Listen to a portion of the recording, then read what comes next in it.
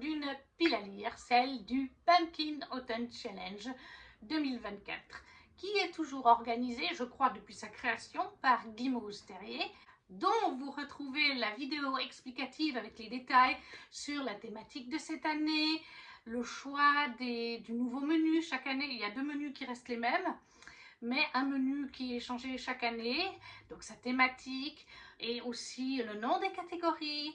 Tout ceci vous est expliqué dans la vidéo de Guimauve, qui est très bien, en plus elle est très automnale. Elle fait vraiment bien les choses, Guimauve, en fait, et sa vidéo est toujours intéressante. Et on peut découvrir certains films, certains livres par ces catégories et ces menus. Cette année, et ça fait 8 ans, il me semble que le pack existe, c'est déjà sa 8e année, il me semble bien que c'est Guimauve qui l'a créé. Donc je vous invite grandement à participer ou à aller voir au moins sa vidéo. Cette année, la thématique de ce pack est le crépuscule des phalènes. Et si je ne me trompe pas, c'est des sortes de papillons, les phalènes. Il aura lieu du 1er septembre. Donc vous, quand vous verrez cette vidéo, normalement je la sors mercredi 4 septembre, si je ne me trompe pas. Donc le pack aura déjà commencé. Du 1er septembre au 30 novembre, ça nous laisse 3 mois pour 12 lectures. Normalement, ça devrait largement le faire. On commence tout de suite avec le premier menu, le classique Automne frissonnant qui revient chaque année. La première sous-catégorie est l'esprit et le corps en un instant séparés se retrouvent et s'épousent pour l'éternité. Oui, c'est un nom de catégorie un peu long. Apparemment, ça vient de Beetlejuice. Je vous le précise là parce que je trouve que c'est quand même intéressant. Les mots-clés sont Halloween, possession, fantôme, exorcisme, insecte et comédie. Et là, j'ai joué sur le mot-clé possession. Fantôme, je ne sais pas. Donc, mais possession, ça, je sais que ça joue. One Dark Window de Rachel Gillig en édition Fairyloot. Je crois que je l'ai mis dans plusieurs piles à lire de cette année. Et il n'est toujours pas lu. Mais en fait, je pense qu'il ira très bien au vu de la couverture pour cette époque de l'année. Il existe en version française chez De Saxus. Je vous cherche le résumé du coup en français. C'est toujours, comme je vous dis, hein, avec les livres VO, j'ai toujours un peu plus de mal à vous traduire. Moi, je comprends ce qui est dit dans le résumé, mais faire des jolies phrases quand on traduit en live comme ça. Donc, pour Le Roi Berger, le titre en français, déjà les mots-clés c'est horreur, young adulte, romance, magie, fantasy, gothique. Je pense qu'on est quand même bien dans la thématique d'automne frissonnant. Et on nous dit, la magie sans le sel, la sens-tu dans la brume, dans les cartes, dans ta propre demeure? Dans le royaume de Bourde, la brume dévore tout. Ceux qui la respirent contractent la fièvre, mortelle pour la plupart.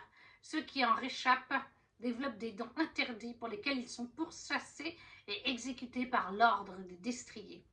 Survivante de la fièvre, Elspeth du Fusain fait tout pour dissimuler son pouvoir à son entourage. Mais l'ancienne créature au caractère versatile qui rôde dans son esprit rend cette tâche impossible. D'où le mot-clé possession. Sa vie bascule lorsqu'elle rencontre Ravin, Diff, neveu du roi. Propulsée dans un monde d'ombre et d'intrigue, Elspeth accepte de l'aider à lever le sort qui empoisonne le royaume, entrevoyant l'espoir de soigner son propre mal. Ensemble, ils devront rassembler les 12 cartes de Providence. Mais tout a un prix, et la créature qui corrompt l'esprit d'Elspeth pourrait bien lui arracher son ultime espoir. Donc voilà, je pense clairement qu'il va bien pour cette sous-catégorie pour le mot-clé possession. Halloween, bon, on n'est pas à la période d'Halloween, mais ça fait Halloween dans le sens l'ambiance. Oui, je joue un petit peu sur les mots-clés, parce que c'était pas évident de trouver un livre qui correspondait. Donc voilà. Pour l'esprit et le corps en un instant séparés se retrouvent et s'épousent pour l'éternité, de chez Beetlejuice,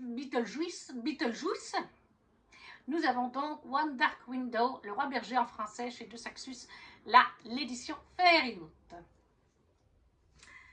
En deuxième sous-catégorie, nous avons Fenêtres cassées, portes ouvertes. Je ne sais plus quelle référence c'est par contre. Et là, les mots-clés sont horreur, huis clos, piège, peur, suspense, thriller et créature. Donc, j'ai pas été chercher très loin. Je pense que ça joue pour les mots-clés créature, suspense et un petit peu horreur quand même, parce qu'il est un peu horrifique. L'Empire du vampire de J. Christophe, le tome 2, qui est l'Empire des damnés chez De Saxus dans l'édition Toc Toc. Voilà, donc moi je pense que ouais, créature et suspense, je pense qu'on y est bien. Est-ce que j'ai vraiment besoin de vous parler de J. Christophe et de l'Empire du Vampire? Je vous résume uniquement le tome 1. On est dans un univers de fantasy complètement inventé. Il y a eu une guerre entre les humains et les vampires, il y a des années de ça. Et malheureusement, les humains ont perdu. Ce sont les vampires qui gouvernent ce monde. Ce monde qui n'est pas du tout comme le nôtre. Par contre, on va y retrouver des similitudes sur tout ce qui est aspect religion. Si vous connaissez un petit peu la religion chrétienne, vous allez reconnaître certains noms de personnages ou certains événements, mais on n'est pas du tout dans notre monde, hein. C'est un univers fictif avec une inspiration, on va dire, chrétienne au niveau de la religion. On suit en fait dans cette histoire Gabriel de Léon qui est un saint d'argent. Je ne peux pas vous en dire plus, sauf que les saints d'argent étaient une unité, une équipe liée à la religion qui est là pour traquer les créatures maléfiques et surtout les vampires. Malheureusement, les saints d'argent, eux aussi, lors de cette guerre, ont souffert. Et là, on est dans le deuxième tome. Ce n'est pas un livre à mettre dans les mains d'enfants, hein, clairement pas. C'est vraiment un livre pour adultes. Je trouve personnellement que l'Empire du Vampire était plus sanglant que Nevernight, l'autre trilogie adulte de J. Christophe. Donc on est totalement dans les thématiques d'automne frissonnant avec ce deuxième tome de J. Christophe de l'Empire du Vampire, l'Empire des damnés cette fois du coup, aux éditions de Saxus pour les mots-clés suspense et créature et un petit peu horreur dans la sous-catégorie fenêtres cassées, portes ouvertes. En troisième sous-catégorie, nous avons le crâne qui parle. Là non plus, je ne sais pas la référence. Avec un mot-clé gardien, cimetière, squelette, zombie, médiéval, sorcière, alchimie. Et moi, j'ai mis pour le mot-clé sorcière. Alors, peut-être que zombie, squelette peuvent rentrer, je n'en sais rien. Mais je me suis mis Blood Witch, tome 1 de Lena Jomae aux éditions Plume Blanche. Plume Blanche, Blood Witch, witch en anglais, c'est sorcière. On est dans la thématique de la sous-catégorie. Ah merde, encore un. Bon alors, oui, c'est à toi que je parle là. Tu crois vraiment avoir les reins suffisamment solides pour découvrir mon histoire? J'en suis pas si sûre, moi. Si je te dis que je suis une sorcière dans un monde timbré avec des vampires et des loups-garous, entre autres choses, toujours partant? Bien, comme tu voudras. Alors vas-y, prends-le ce bouquin, installe-toi confortablement et surtout amène-moi un verre de tequila. Je crois que c'est une duologie. Si je ne me trompe pas, c'est une duologie. J'essaie juste de vous trouver. Oui, c'est ça. C'est une duologie. Mais là, pour le pack, je lirai le tome 1. Donc, Blood Witch de Lena Jomae, le tome 1, aux éditions Plume Blanche. Là, c'est l'intégrale. Pour la sous-catégorie Le crâne qui parle, pour la sorcière. Après, comme je vous dis, ça peut peut-être rentrer pour cimetière, squelette, zombie. Ça, on verra lors de la lecture. Et on arrive déjà à la dernière sous-catégorie de ce premier menu, qui est des pancakes pour 11. Les mots-clés sont science-fiction, dimension parallèle, super pouvoir, espionnage, extraterrestre. Là, j'ai mis un livre, je vais me le prendre en e-book, parce que je ne peux pas tout prendre en physique, et il n'est pas encore sorti. Donc, je vous mets la couverture ici, comme ça, vous verrez. Agence Perdido, le tome 1 de Victor Dixon, qui paraîtra chez Bayard Jeunesse. Je découvre petit à petit Victor Dixon, que j'adore dans Vampiria. J'ai lu la première trilogie de base, le premier tome aussi de la BD de Vampiria Inquisition, qui n'est pas la même chose que Vampiria. C'est pas une adaptation, c'est dans le même univers, mais c'est une autre histoire, ça se passe ailleurs en France. J'ai aussi lu Cogito. Qu'est-ce que j'ai lu d'autre? Là, je viens d'avoir les Licorniers, le tome 1 qui vient d'arriver, la BD. Donc, je m'intéresse à Victor Dixon. Et là, du coup, je ne savais pas quoi mettre, en fait. J'étais là, dimension parallèle, super pouvoir, espionnage extraterrestre. Ok, science-fiction extraterrestre, on peut trouver des choses. Mais j'étais un petit peu... Quelqu'un du pack a mis Agence Perdido. Ah bah, c'est Guy Mosterier, mais elle l'a mis pour une autre catégorie du pack lors de son live Twitch. Et j'ai dit, mais oui. Et comme ça me permet d'avoir un Victor Dixon. Alors là, on nous dit, à chaque instant, des objets et des gens disparaissent mystérieusement. Où atterrissent les choses que l'on égare chaque jour? Ce trousseau de clés qu'on pensait avoir glissé au fond de son sac. ou ce livre qu'on jurerait avoir laissé sur sa table de chevet en s'endormant. Parfois, ce sont des personnes que l'on perd de vue, comme si elles s'étaient évaporées. Et si ces objets et ces gens n'avaient pas été perdus, mais volés par des créatures avides, venues d'un autre monde pour arracher des morceaux d'une autre, les croque-mitaines. Donc voilà, on est bien dans l'automne frissonnant, la couverture fait bien flipper. Je me demandais si c'était un jeunesse, ben, je verrais bien. Alors c'est marqué Bayard Jeunesse pour les éditions. Mais pour moi, jeunesse, il y a différentes jeunesses. Voilà, jeunesse pour moi, ça peut être 8-10 ans et ça peut être 10-12 ans, voire 12-14 ans. Pour moi, l'adolescence, c'est à partir de 13-14 ans, pas avant. Donc, il y a différents paliers de jeunesse, parce que c'est vrai que moi, je garde des enfants qui vont avoir 10 ans cette année. Je me suis demandé, surtout à Raphaël, est-ce que ça lui plairait ce genre de livre? Mais j'arrive pas à savoir vraiment si c'est jeunesse. Parce que dans les mots-clés, il n'y a pas marqué. Par contre, dans les mots-clés, on a du coup, vu le résumé, autre monde, donc monde parallèle, autre monde. On est bien dans la thématique du mot-clé que j'ai choisi. Les autres, je ne pense pas, mais bon, c'est un détail. Donc voilà, Agence Perdido, le tome 1 de Victor Dixon pour la sous-catégorie des Pancakes pour 11 dans le menu automne frissonnant. Et du coup, on a fini ce premier menu. On passe au second, qui est automne douceur de vivre. En général, c'est toujours un bon menu, le automne douceur de vivre. Et là, on nous dit pour la première sous-catégorie, Take Care of Cinnamon Homes. Ça vient de je ne sais plus quoi, je ne l'ai pas noté. Mais encore une fois, je vais aller sur la vidéo de Guimauve, elle vous l'explique. Là, les mots-clés sont automne, tendresse, foyer, famille, singularité, cosy, gourmandise.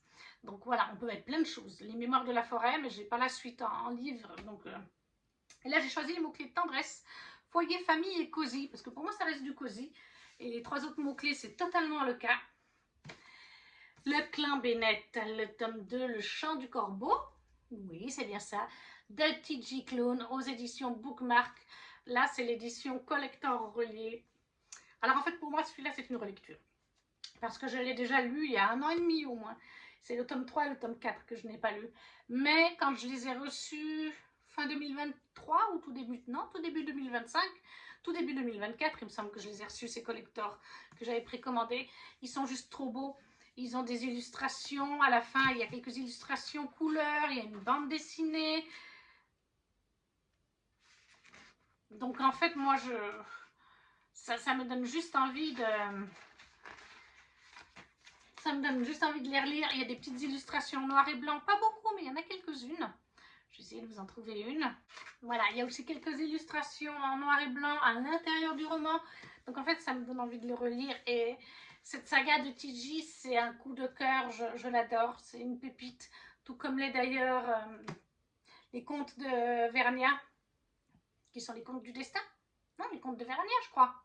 Bref, T.J. Klune. Donc, dans le clan Bennett, on suit en fait dans chaque tome, c'est une romance, une homo-romance, je préfère le préciser. Il n'y a que des homo-romances. On va suivre en fait une famille, le clan Bennett, qui est une famille en fait de loups-garous, tout simplement, qui viennent réemménager dans une petite ville. Ils vivaient là il y a des années de ça, avant le début du tome 1. Et en fait, dans le tome 1, on suit Ox, un jeune humain, qui a emménagé dans cette ville, ou qui est né dans cette ville, entre le moment où le clan Bennett était parti et celui où il revient. Et en fait, eh bien, Ox va se lier d'amitié avec le clan Bennett et surtout avec Joe, le plus petit de la famille Bennett, qui est... Joe a genre 10 ans et Ox a genre 15 ans quand ils se rencontrent, quelque chose comme ça, ils ont un certain écart. Et en fait, chacun de ces tomes, ça va être sur 2 personnages, sans trop. Le tome 1, c'était Joe et Ox. Et là, ce tome 2, c'est sur Gordon Livingstone, qui est un mage, donc un magicien, magicien, et sur Mark, c'est bien cela, Mark Bennett, le plus vieux loup à l'heure actuelle de la meute, le frère du chef du clan Bennett en fait. Et ils ont un passif tous les deux ensemble, parce que comme je vous ai dit, le clan Bennett vivait là avant la naissance de Ox, ou quelques années avant qu'il emménage. Ils étaient partis au moins 10-12 ans, quelque chose comme ça, ou... Enfin bref, Joe était peut-être bébé, ou alors il était même pas né, je ne sais plus. Mais du coup, oui, Mark et Gordon ont un passif, Et ils se retrouvent des années plus tard et ils vont devoir apprendre à vivre côte à côte puisque les mages se lient en général à un clan de loups. Enfin, les clans de loups ont besoin d'un mage, donc voilà. C'est leur histoire dans ce tome 2. Je ne peux pas trop vous en dire parce qu'il y a quand même un fil rouge conducteur dans toute l'histoire. De tome en tome, on se rend compte. Mais chaque tome traite d'un couple différent. À part de vous dire homo-romance, loup-garou, magie, mage, voilà, c'est les mots-clés principaux. Et pour moi, c'est cosy. C'est cosy parce que c'est des romances doudou, même si des fois, ça clash entre les deux Love Interest, ça reste doudou. C'est du TJ Klune et il est très axé, il arrive à écrire de la tendresse, du cosy, du foyer et de la famille. Parce qu'on se rend compte, et ce tome 2, puisque c'est une relecture, je peux déjà le dire, encore plus que dans le tome 1, on a la famille de sang et la famille de cœur. Et plus ça passe, et plus la famille de cœur est aussi belle et importante que la famille de sang. Et il n'y a pas de différence entre ceux qui viennent du sang et ceux qui viennent du cœur. Donc c'est voilà, pour ces mots-clés que je mets le Clan Bennett, le tome 2, qui est le chant du corbeau de TJ Klune, en édition collector chez Bookmark. En deuxième sous-catégorie, nous avons la délicieuse malaventure de Sadima. Et là, les mots-clés sont conte, réécriture, adolescence, genre, féminisme, déconstruction. J'ai eu un petit peu de mal. Heureusement, il y avait le mot-clé conte et réécriture. Et là, j'ai décidé de partir sur une réécriture. Vous avez la miniature ici. Par contre, ce sera lu en e-book parce que, comme je vous dis, je ne peux pas tout acheter. Et je fais des choix. Et au début, ce livre n'était même pas dans ma wishlist. Mais à force, parce que je ne connais que le dessin animé, et c'est pas dans mes favoris, mais à force d'en entendre parler en pas trop mal par Kimi Collection, par Ludivine, si tu passes par ici, coucou, j'ai décidé que j'allais tenter l'aventure de Cruel Garçon Perdu. Le tome 1, c'est The Nether King de Nicky Synchro chez Roncière Édition. Alors, j'avoue aussi que c'est parce que dans les mots-clés, on a romance érotique, harem inversé, fantasy, contre-visité, Peter Pan, c'est cette partie-là qui me plaît moins, et spicy, on va traduire comme ça, pas se faire censurer. Donc, et je sais, on m'a dit que c'était vraiment bien spicy, surtout les premiers tomes, et moi qui adore ça, ça me donne envie. Donc, voilà, en fait, on est sur une réécriture de Peter Pan. Dans ce monde, comme dans le tien, si tu n'es pas le monstre, alors tu es la proie. Depuis 2 siècles, toutes les femmes de la famille Darling disparaissent au moment de fêter leurs 18 ans. Donc on est sur une continuité, je pense, du conte même. Elles se volatilisent et ne réapparaissent que des jours, des semaines, voire des mois plus tard, brisées. Winnie le sait, tel fut le destin de sa mère et de sa grand-mère avant elle. Alors, le jour de son 18e anniversaire, elle est en proie à l'impuissance la plus totale à l'approche de son pire cauchemar. Sa mère, désespérée, a tout essayé pour la sauver, marquant profondément le corps et l'esprit de Winnie. Mais c'est inutile, car une fois la nuit tombée, il vient la chercher. Et cette fois-ci, le roi du pays imaginaire et les garçons perdus ne laisseront pas leur darling s'échapper. Alors qu'une malédiction pèse sur le pays imaginaire, une jeune femme pourrait bien tout changer. Entre attirance interdite et homme au pouvoir envoûtant, jamais elle n'aurait pu s'attendre à ce qu'elle va découvrir sur l'île enchantée. Plongée à la rencontre des garçons perdus dans cette réécriture sombre et sulfureuse du conte de Peter Pan. Donc voilà, la délicieuse Cruel Garçon perdu, le temps à main de Nicky Synchro pour la sous-catégorie La délicieuse malaventure de Sadima en réécriture. La sous-catégorie suivante, c'est CAD. Je suis heureuse d'être tombée de cet arbre. Là non plus, je n'ai pas la référence. Les mots-clés sont amitié, aventure, BD, anxiété, santé mentale et lumière. Là, j'ai pas été chercher très loin, j'ai choisi les mots-clés BD, aventure, amitié, pour avancer une saga de BD. La boîte à musique, le tome 2 de Gigi et Carbone, oui, c'est bien cela. Voilà, un petit peu le style des images. Là, on suit une petite fille qui est Nolan. Oui, c'est ça. On suit Nolan, une petite fille qui a perdu sa maman, elle est décédée, elle vit avec son papa. Et son papa va lui donner, ça c'est le tome 1 que je vous résume, une boule à neige que sa maman avait. Donc un héritage de sa maman. Et en fait, si je me souviens bien, quand elle secoue la boule à neige, eh bien, elle se matérialise dans un univers de fantastique, dans un univers fantasy. Un monde réel, le monde qu'on voit là, avec ce personnage qui vient de ce monde d'ailleurs. Notre héroïne, elle est là. Et elle va découvrir que sa maman allait donc dans ce monde, connaissait des gens dans ce monde. On nous a vraiment posé ces bases-là dans le tome 1. Il y a une petite enquête aussi. Je ne vais pas vous en dire plus, hein, ça se lit vite, c'est une BD, ça fait quoi? Moins de 80 pages en général?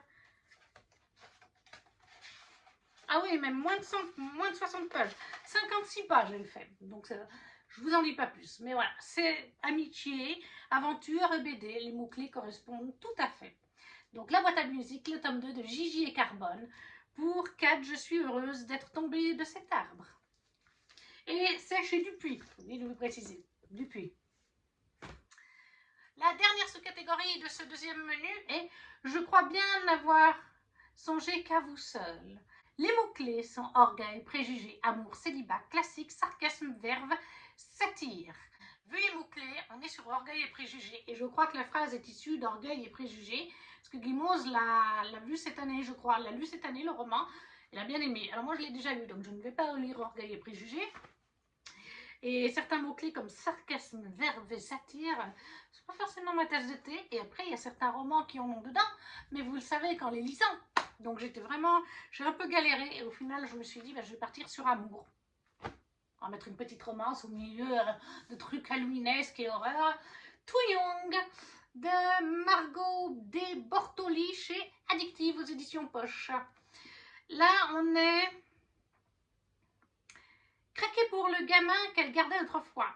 Ce n'est pas envisageable pour Mia, mais Tobias est désormais un homme viril et sûr de lui. Et il entend bien prouver à Mia que ce ne sont pas leurs 8 ans de différence qui vont les séparer, pas plus que le regard des autres. Tobias est joueur, Mia est têtue. Qui va céder le premier? Et vous, auriez-vous succombé? Voilà, donc on est avec une ancienne babysitter qui va avoir un crush sur l'ancien petit garçon devenu adulte et qui va tenter de résister. Donc le mot-clé amour rentre très bien.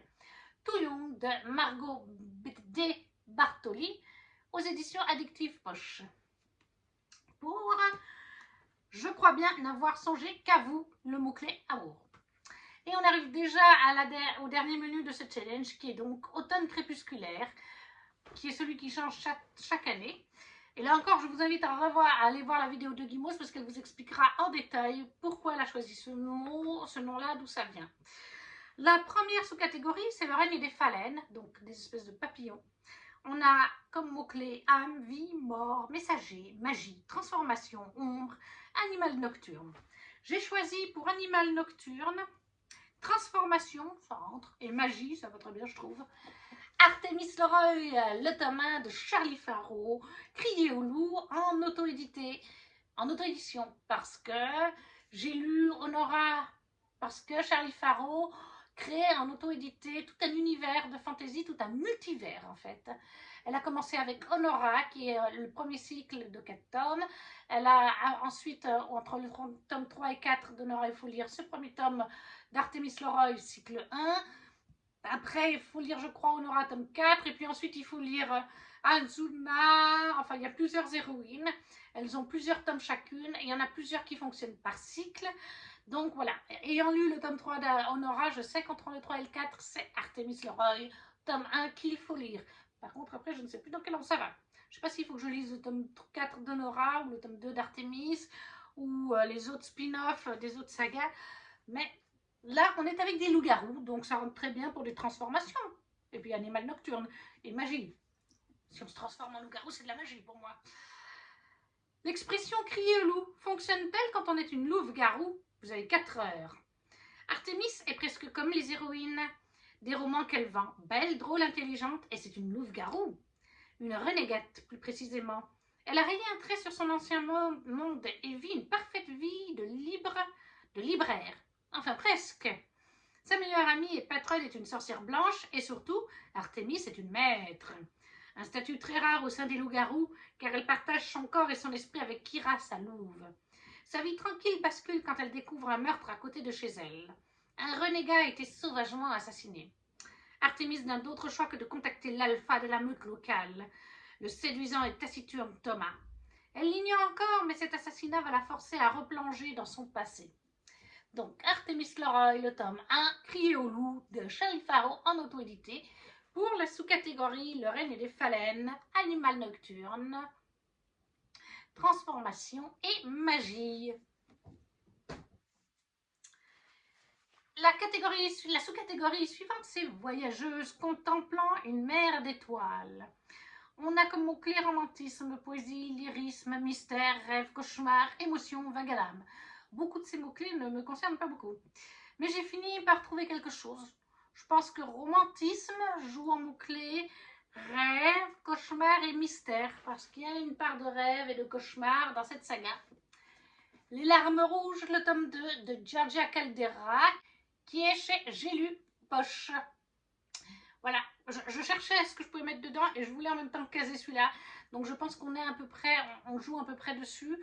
On va suivre ici Cornelia, une jeune fille, on est en France, dans le tome 1.1, parce que le tome 1 a été divisé en deux parties. Elle tente de se suicider au tout début du tome 1, c'est pas vraiment un spoiler, c'est vraiment la toute première page.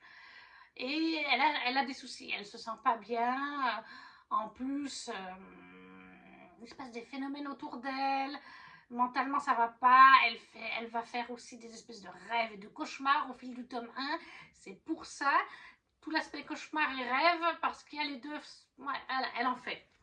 Et en fait, elle vit plus qu'avec son papa. Et du coup, suite à sa tentative de suicide, son papa va décider de lever un peu le pied au niveau du travail et ils vont partir dans une maison familiale à la campagne française. Et là, elle va se rétablir gentiment et elle va faire la rencontre d'un homme très mystérieux qui vit dans le manoir juste à côté de chez eux ou pas très loin. Il est très mystérieux et très vite, elle se rend compte qu'il s'agit en fait d'un vampire. Voilà.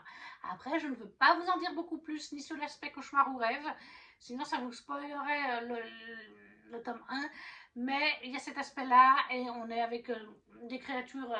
C'est quand même un univers un peu flippant. Le tome 1.1, il y a des scènes qui m'ont un petit peu retourné les poils. Donc on est bien dans la période d'Halloween.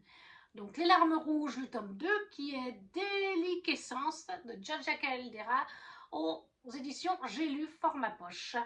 Pour la sous-catégorie voyageuse contemple une mer d'étoiles, les mots-clés mystère, rêve, cauchemar et romantisme. Ensuite, l'avant-dernière sous-catégorie, la chute de l'Aurélie. Avec les mots-clés ange déchu, éthéré, prophétie, mémoire, roman choral, envoûtant, fleurs, évanescent. Et là, j'ai joué sur les deux premiers mots-clés. J'ai mis l'ange déchu, le tome 2, de Marion Aubry, aux éditions Plume Blanche. Je me le gardais. Le tome 1, c'est lu très vite, il y a toujours le marque-page. Voilà, le tome 1, c'est ça. Vous voyez, c'est pas très gros. Le tome 2 est un peu plus gros quand même. Voilà. Il est comme ça. Et le tome 3 est comme ça. Donc voilà, on est ici avec une histoire, on est dans notre monde, mais dans un futur lointain. Il y a eu... Enfin, c'est très dur. Je vais plutôt vous faire le résumé parce que c'est un univers que j'ai trouvé assez complexe et c'est de l'adulte, hein, clairement. Vous voyez Supernatural, la série, avec Dean et Sam Winchester? J'ai totalement eu l'impression de m'y retrouver parfois. Vraiment, c'est un roman choral, il y a en tout cas deux personnages, deux points de vue. Et franchement, il y en a un des deux, j'ai eu l'impression d'avoir affaire à Dean à quelque part, mais en mode fumeur, alors que je crois que Dean ne fume pas. Il fut un temps où le monde vivait dans l'amour de Dieu et sous la protection des anges. Dans un passé lointain, Lucifer se rebella contre eux avant de créer les enfers. Lui, l'ange déchu, engendra de nombreuses lignées de démons. Aujourd'hui, il prend sa revanche sur l'humanité et sur le ciel. Voilà. Donc on est avec les anges, on est avec les anges déchus, mais on a des humains qui ne sont pas de simples humains, qui sont des espèces de chasseurs de créatures, hein, comme Dean et Sam. Tout cet aspect-là me fait vraiment penser à Supernatural. Moi j'ai surkiffé, j'ai mis 19 ou 20, je ne sais plus. Parce qu'en plus, je vous spoil mon avis, pas le roman, mais vraiment tout l'aspect religion dans ce roman, c'est vraiment super bien fait, super bien recherché. Je pense que Marion a été chercher des informations sur la religion chrétienne et tout ça. Il y a des choses que je savais, d'autres que je ne savais pas. Après, peut-être qu'elle a peut-être extrapolé certaines choses, je ne sais pas. Ça, je ne connais pas assez la religion chrétienne, je vous l'avoue. Mais moi, j'ai trouvé que c'était super bien manié, super bien mis, super sombre, super naturel, comme je vous dis. J'ai adoré, donc j'avais très envie de me mettre la suite qui va très bien du coup pour le pack. Donc L'Ange déchu, le tome 2 de Marion Aubry aux éditions Plume Blanche pour la sous-catégorie La chute de l'Aurélie avec les mots-clés Ange déchu. Et j'ai aussi mis en mots-clés prophétie et roman choral parce que je vous dis, il y a au moins 2 personnages de mémoire, en tout cas dans le tome 1. Et même plus en fait, maintenant que non, il y en a plus. Donc c'est un roman choral totalement. Et prophétie parce qu'il me semble bien qu'il y avait une prophétie du côté de Lucifer. Qu'il y avait du côté du clan de Lucifer, il y avait une prophétie sur un personnage, enfin sur un élu à venir, en quelque sorte. Donc ouais, ça rentre aussi, prophétie. En tout cas, moi je vous le conseille, si vous avez envie de lire quelque chose de sombre et que vous adorez Supernatural, je pense que vous allez avoir le smile et vous allez retrouver des choses qu'on voit dans Supernatural. Et le dernier livre de ce challenge, de ce menu, c'est la sous-catégorie Le crépuscule des Cides, je pense qu'on dit comme ça, avec en mots-clés elfes, démons, crépuscule, mythologie, légende, petit peuple, fantaisie, nature. Et j'ai changé de livre en cours de route, ce n'est pas le livre que j'avais prévu. Il joue pour le côté fantaisie et démons, mais c'est parce que j'ai terminé le tome 2 hier soir. Et j'ai dit, il faut que je le commence. Quand est-ce que commence le 1er septembre? On est le 29 aujourd'hui, hein. Donc il commence dans pas longtemps, dans 3 jours, dimanche. Mais j'étais trop impatiente, je voulais trop le lire, donc j'ai changé de livre. Myrina Holmes, le tome 3 d'Anatrice aux éditions Black Ink, les anciennes couvertures. La fin du tome 2. C'est un gros cliffhanger, la fin du tome 2, sur plusieurs points. On est sur les fesses. Je suis là, mais non, les dernières phrases surtout, mais non, c'est pas vrai, ça peut pas être vrai, c'est du pipeau. Anna m'a retourné l'esprit, Anna McQueen, c'est une autrice favorite, c'est l'écriture d'Anna, bref, on n'est pas là pour faire le résumé de la vie du tome 2, même si je m'enjoille encore dessus. Ce tome 3, c'est Possession immatérielle.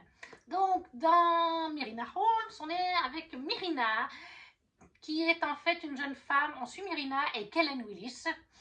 Myrina, elle est une traqueuse. J'ai pris le mot fantasy dans le sens large, puisqu'en anglais, fantastique n'existe pas. C'est juste le mot fantasy qui existe en anglais. Puisqu'en fait, là, on est dans un univers fantastique plutôt, puisqu'on a le côté monde parallèle. Oui, donc j'aurais pu le mettre ailleurs.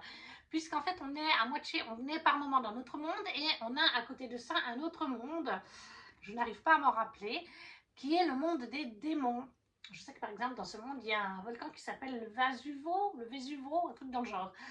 Et en fait, les démons peuvent aller, grâce à des arcanus, je crois qu'on appelle ça comme ça, d'un monde à l'autre, le monde des mortels, le nôtre, ou rester dans le leur.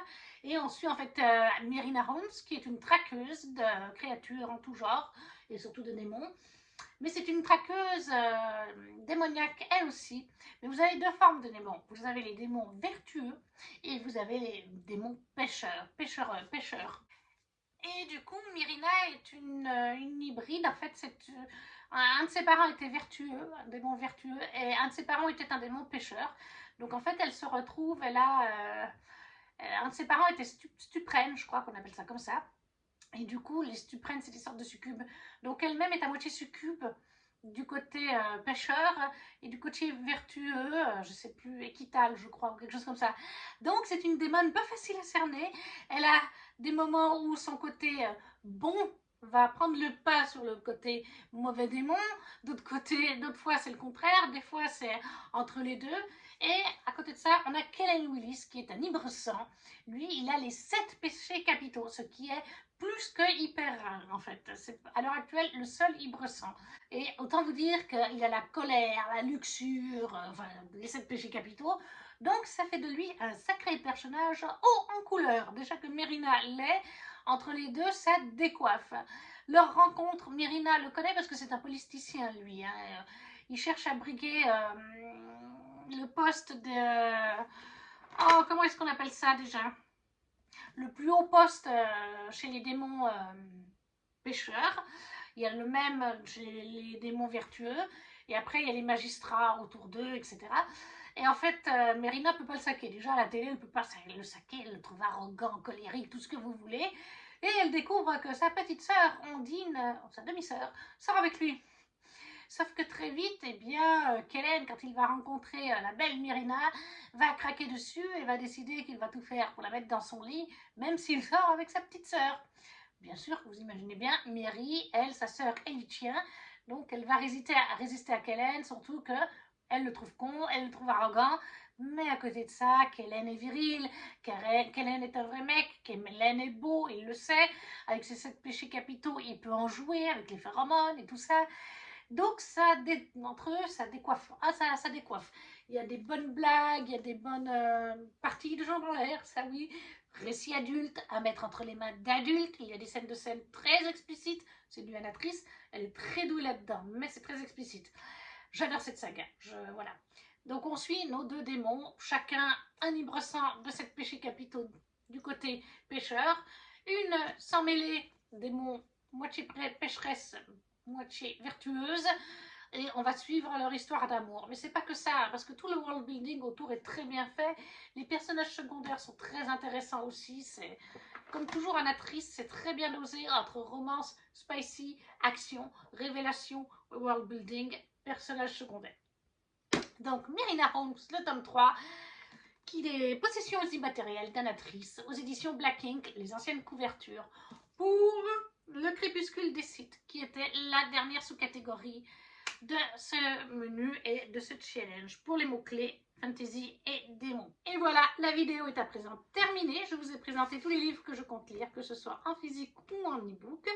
N'hésitez pas à me dire en commentaire si vous en avez déjà lu certains, s'ils vous font envie, si vous participez au pack. Et dans ce cas-là, vous pouvez me mettre le lien de votre vidéo. J'irai la voir avec plaisir. J'adore voir les piles à lire et surtout du pack. Si vous ne savez pas quoi mettre, un petit emoji, ça fait toujours plaisir. Ça soutient la chaîne, tout comme le petit pouce. Vous pouvez partager aussi la vidéo. Et nous, on se retrouve très vite pour une prochaine vidéo. Ciao, ciao!